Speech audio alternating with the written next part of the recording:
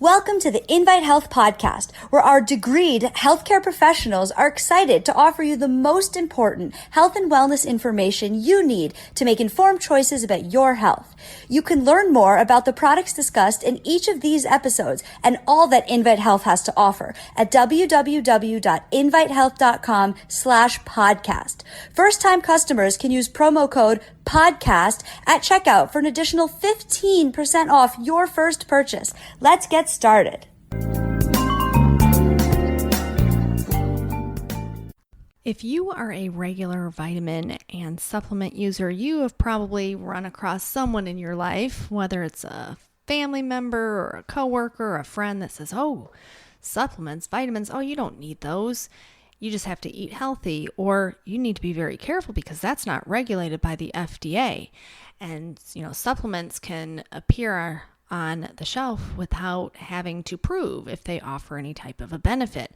We've heard this time and time again, and certainly it is true that the FDA does not have complete oversight over the supplement industry. However, when it comes to taking supplements, we have seen the science supported time and time again for the many different health benefits. When you just look at B vitamins across the board, certainly we see how important B vitamins are. Omega-3 fatty acids, we see the importance.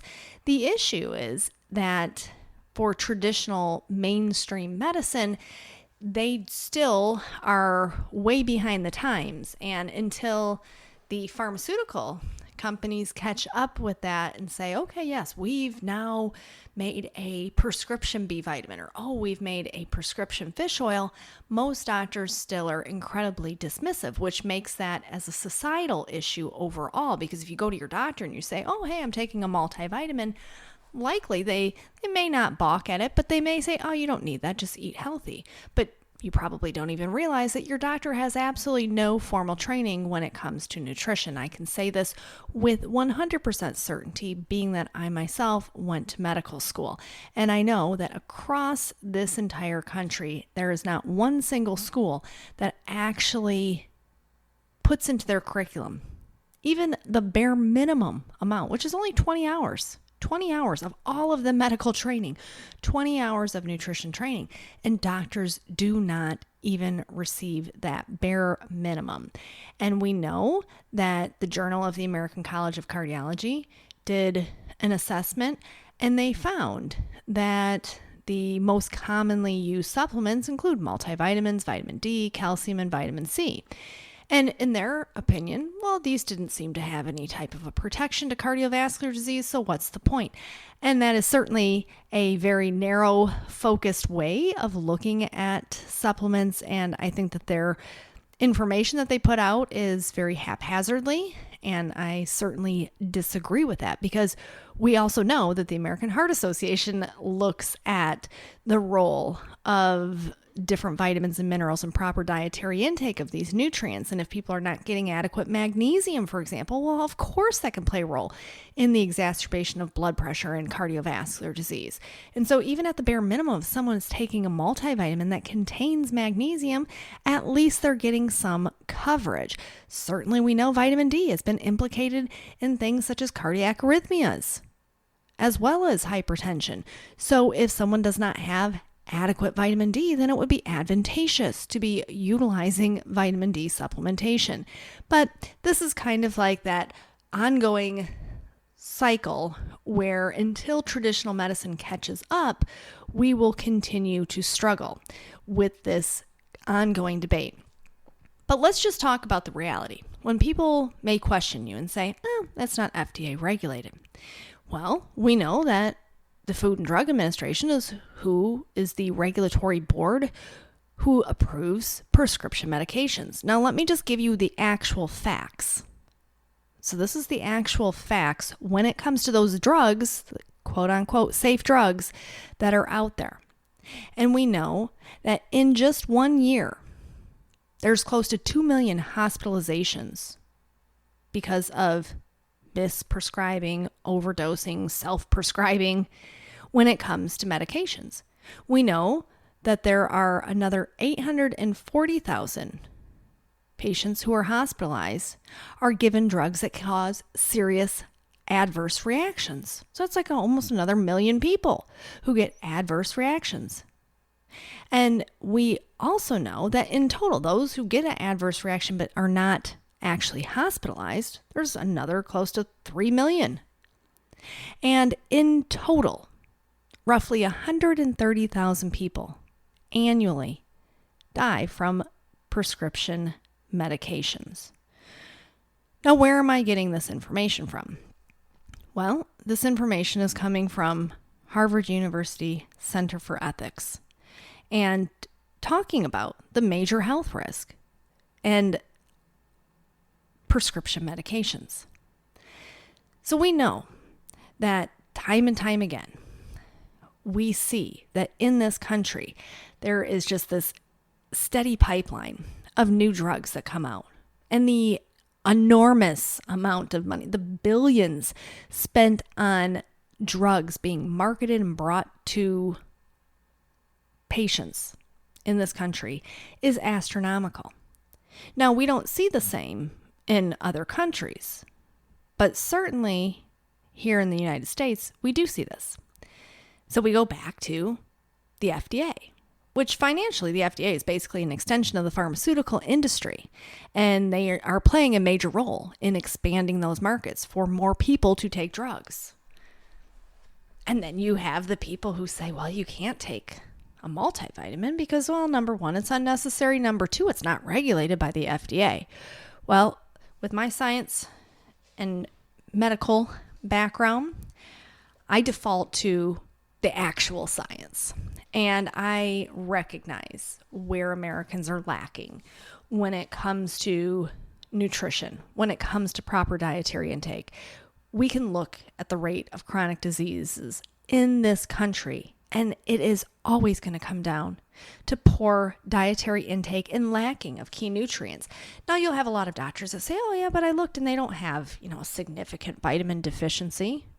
And once again, we're setting these obscure ranges as though everyone falls into that same category. I always use vitamin D as the example. So they say if your level comes back at 30, you're okay. But I always say it's like having $1 in the bank or $100 in the bank. Most people would prefer to have the $100 in the bank. So if you have someone who's hovering around a 30 for their serum vitamin D level, is that actually a good number to have? And the answer is no, it is not. So when we think about the amount of people who actually take supplements in this country, clearly people are not always listening to their doctors who keep continuously trying to poo-poo it down. Because we know that in this country, roughly 77% of Americans report consuming some form of a dietary supplement. So whether that's a multivitamin, they take vitamin D, they take fish oil, we know that 77% of Americans report that they consume a dietary supplement. And we know that within that group, you can have, differences when it comes to different locations in the country, when it comes to age. Certainly they've been able to narrow that down. But when it comes to multivitamins, for example, roughly 60% of U.S. adults say that they take a multivitamin. When you look at vitamin D, roughly 30% of adults say that they take vitamin D. And we can keep going through, fish oil, about 15% of U.S. adults report taking fish oil. So we know that taking vitamins and supplements is incredibly popular and incredibly common. But what I want to focus on is using the right supplements for your specific needs and why quality matters. At Invite Health, we base everything off of the science. And scientific research is the backbone for all of our formulations. And we are constantly going through and scrutinizing all of the published scientific findings. And this is the way that our formulas come to be, is they are based off of establishing the optimal dose for maximal benefit. So if we see a study where it says utilizing this much ginkgo biloba is beneficial, well, we're not going to go and shortchange our formulation with putting less in. And this is why quality matters when it comes to your vitamins and supplements, because this is a really large business, and there are a lot of companies out there that quality doesn't matter. Their bottom line matters. And we certainly care about the quality of the sources that we use.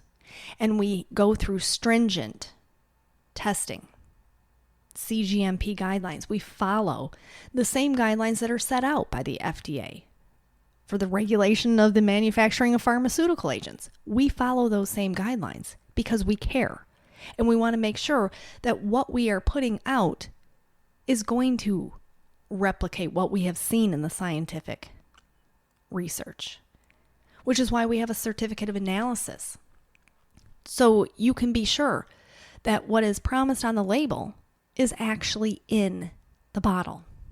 So every single lot of Invite Health formulations has a certificate of analysis on it. So we test it out. So if we say there's 100 milligrams of EGCG from green tea in there, we have actually tested that through a third-party testing. And it may come back and say, this actually has 105. On your label, it says 100, but this lot has 105 milligrams. Because we meticulously document all of this, and we are so focused on the attention to detail.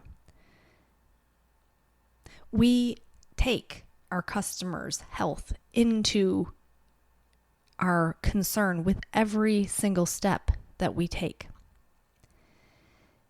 So our products are formulated based off of the science, which is why when you look through our product line, you can see that the majority of our products all contain a registered trademark form. When you're looking at our multivitamin that has the BioKey, the chelated minerals in that. When you look at our BCM 95 in the biocurcumin 5-loxin, the 5-loxin is a registered trademark form. So we have so many different formulas that have been shown in clinical research trials. Our cartilage HX, for example, which utilizes UC2, which is a registered trademark form of type 2 undenatured collagen shown in clinical research trials. You look at our probiotic. It has registered trademark forms of those healthy bacteria that have been shown in human clinical trials. You can look at our collagen. That has Peptan B, which has been shown to be a highly absorbable form of hydrolyzed collagen. So we don't skirt around to try and put out a product that is subpar. Because once again, we are based on quality, potency, purity, and the scientific research. And this matters. This matters enormously.